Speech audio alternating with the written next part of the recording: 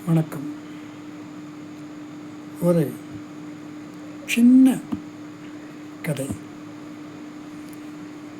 அசோக், பாபு. இந்த அசோக் என்ன செய்வான், தினமும் மலையேறி அங்கே ஒரு கோவில் இருக்கும், கோவிலுக்கு போய் விளக்கேற்றுவான்.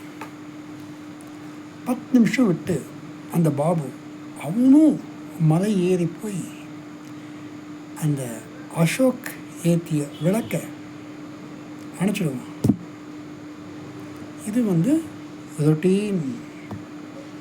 1 வீக், 1 மந்த், 3 months, தினமும் இட்ஸ் ஹேப்பனிங். ஒரு நாள் ஹெவி ரெயின், பெரும் மழை. அசோக் என்ன திங்க் பண்ணான், இன்னைக்கு மழையாக இருக்கே, நம்ம மலையேறி போய் விளக்கு ஏற்றணும்.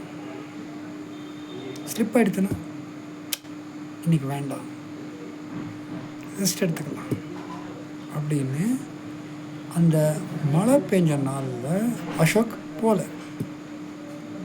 ஆஸ் யூஷுவல் பாபு அசோக் போய் விளக்கேற்றிருக்கான்னு நினச்சிட்டு விளக்கு அணைக்க போயிட்டு இருக்கான். மழை ஸ்லிப்பாக வாய்ப்பு இருக்கு, இருந்தாலும் மலை ஏறி மேலே போயிட்டான்.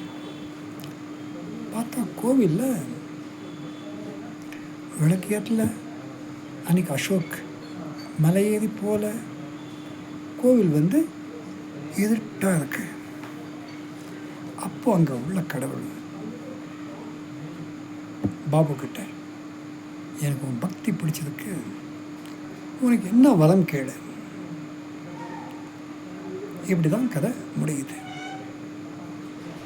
என்ன இது, லாஜிக்கே இல்லையே. தினமும் விளக்கேற்றவனுக்கு ஒன்றுமே இல்லை, தினமும் போய் விளக்கு அணைச்சவனுக்கு வரமா?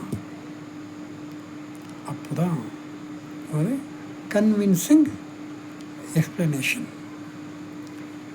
அசோக் தினமும் விளக்கேற்றுவான். ஒரு நாள் மழை வந்ததுனால சொகுசை ஃபீல் பண்ணி சோம்பல் காரணமாக விளக்கேற்ற போல.